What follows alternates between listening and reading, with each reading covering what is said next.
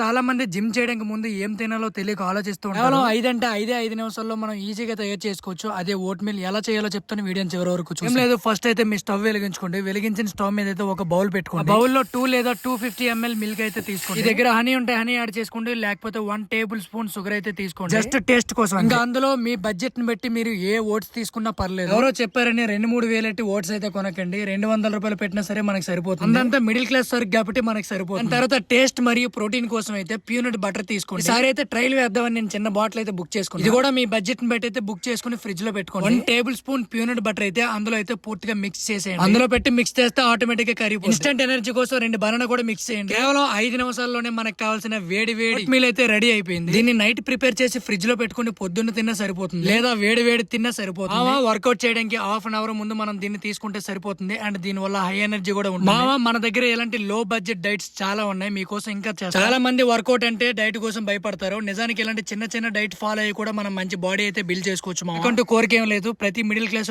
Gym చేసుకోవాలి, అది కూడా లో బడ్జెట్. ఎవరైతే వెయిట్ లాస్ అవుదాం అనుకుంటున్నారో మరియు వెయిట్ గెయిన్ అవుదాం అనుకుంటున్నారో వాళ్ళు కూడా యూజ్ చేయాలి. ఒకసారి నా కంటెంట్ చూడు, నచ్చితేనే ఫాలో కొట్టు.